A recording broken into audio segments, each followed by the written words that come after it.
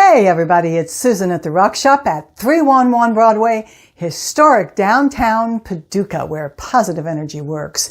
It is just a few days into January 2021, and I know we're all excited to say, see ya 2020, get out of here. And we may be feeling this whole fresh sense of hope and renewal, and it's time to make resolutions, isn't it? Yeah.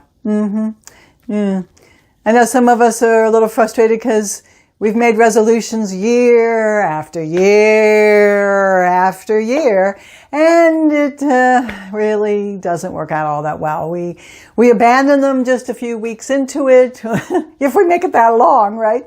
And so I wanted to talk today about New Year resolutions and how to guarantee that you are successful. I know that's a big claim, isn't it? Yeah. Well, there's a few things that you can do to take your success rate from about dismal way up to exceptional. And I'm going to share them with you.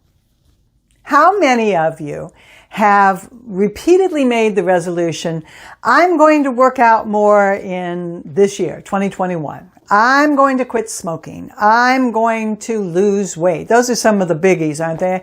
Yeah. And then it doesn't work out. You know, you say, I'm going to lose weight. I'm going to go on this diet. I'm going to exercise every day. And you don't. And then you start feeling bad about yourself and you're like, I'm a failure. And so that sort of spirals into a whole new depression. And if you're trying to lose weight, you head to the fridge, you get the ice cream, and you're depressed. So let's just get past all of that. Okay. Let me tell you a couple secrets.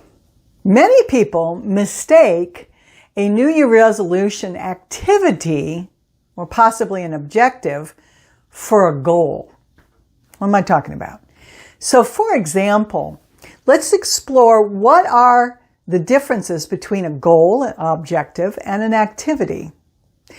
A goal tends to be a broad, general, sort of sweeping statement of what you'd like to accomplish. So for example, a goal might be, I want to be more healthy in this year. That's a good goal. It's very general. There's no specifics. It's not terribly measurable. Okay, that's a goal. An objective then supports that goal and in contrast is very specific and it is measurable and it has a deadline to it.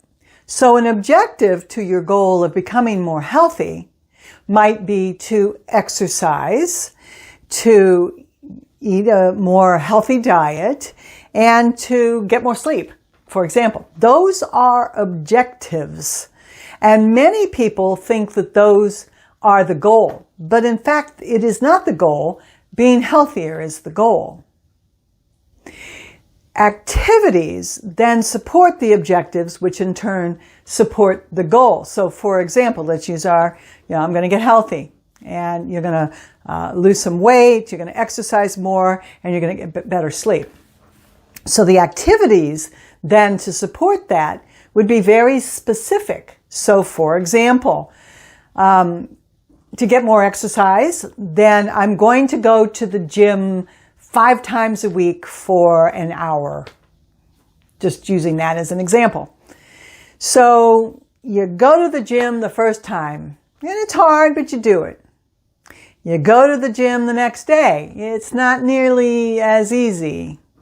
You go to the gym the 3rd day and the 4th day, and by the 5th day you're going like, this is not working. You're not enjoying it. It's just not working. You've never gone to the gym before. You've just decided that that's what you're going to be. And at that point, a lot of people get frustrated and they give up and they say, I'm a failure. I'm just not going to be able to be healthy in 2021. Oh, my darlings, go easy on yourself. What you've done is you've identified an activity, not an objective or a goal, but an activity that you don't like.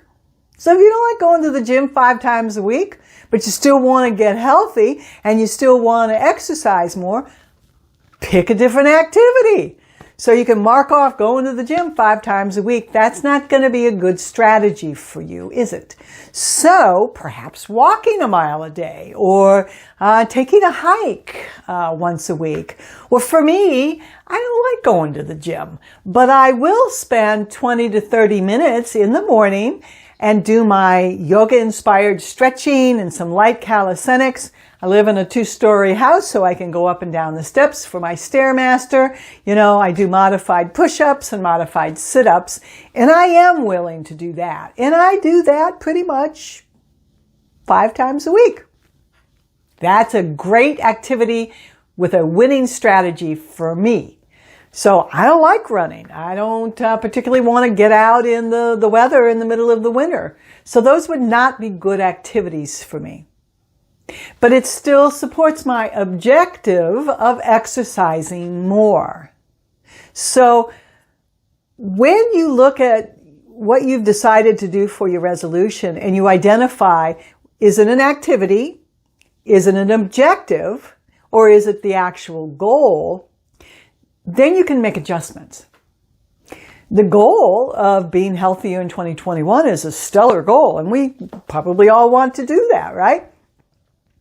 So look at what your resolution is and analyze where on that spectrum does it fall.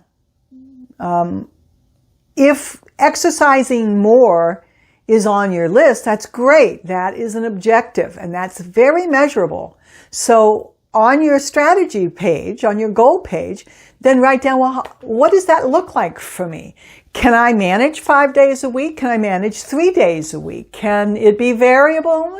That gives you a little too much wiggle room. So be specific. What level of exercise at what frequency is going to help you achieve the measurable result of being healthier?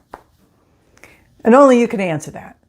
And then once you've got that objective, I'm going to be healthier and I'm going to exercise more, and you say, okay, that's my objective and here's my measurements.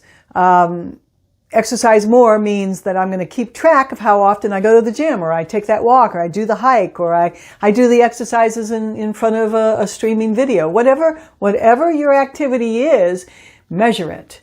And that way you can determine whether or not it's a great activity for you. You can get it done and it's working for you and it's meeting your objective, which is then helping you reach your goal. Once you understand the difference between the goal, the objective, and the activity, it gets so much easier. Because if you don't like the activity, throw it out. Don't feel bad about it. I don't like going to the gym. Okay, don't go to the gym. Go walk or push up or play squash. Whatever the activity is that supports your goal and activities, then just do it. Just make the adjustment.